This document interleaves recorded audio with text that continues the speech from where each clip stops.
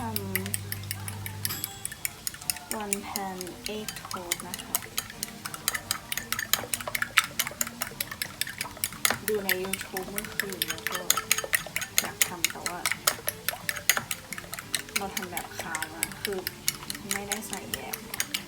แล้วเราก็ไม่มีชีสแบบเชดดาร์เรามีแบบมอสซาเรลล่าก็กินไปเยอะแต่ก็มันต้องเกลือนิดนึง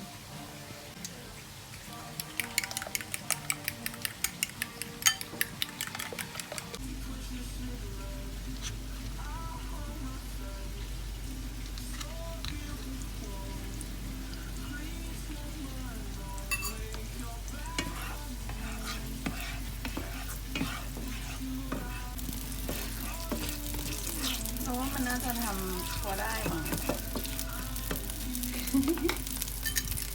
ขายแล้วนะ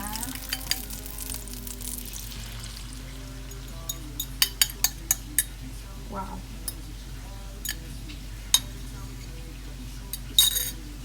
ก็ใส่ขนมปังสุกเร็วจัง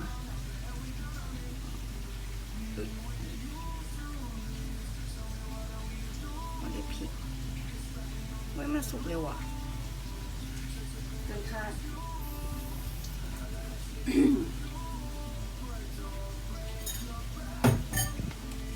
แล้วไงต่ออ่ะเอ๊ะเราต้องพริกเลยเนาะเรามันสุกเร็วอ่ะนึกว่ามันจะสุกช้ากว่านี้เดี๋ยวเราจะต้องทำการพลิกขั้นตอนนี้แหละ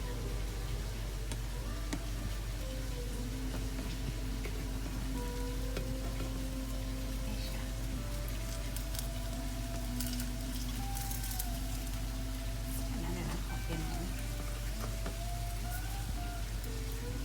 เฮ้ยเก่งว่า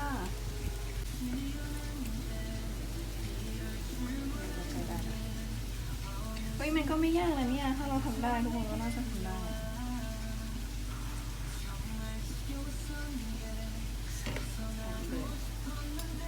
แฮมของเราคือเป็นแบบเศษแฮม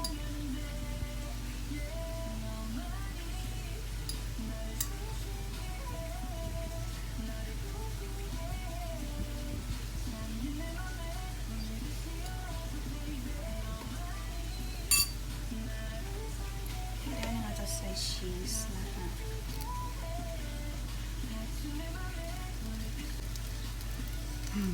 เดี๋ยวมันไม่เยิ้มเราก็จะห่อละ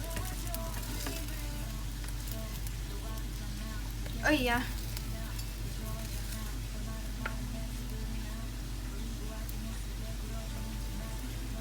หรือว่ามันต้องห่อตั้งนานแล้ววะ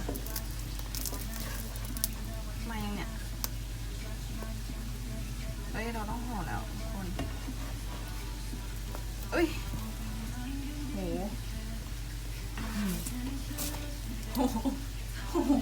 มันดำอะไรขนาดนี้แล้วเนี่ยไม่อะไร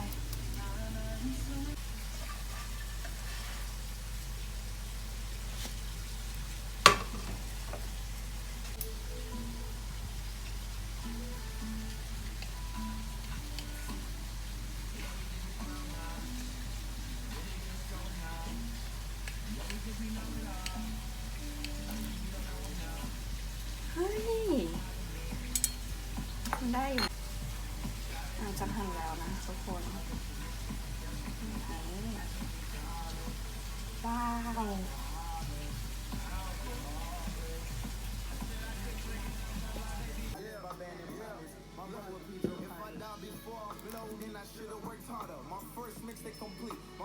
มาก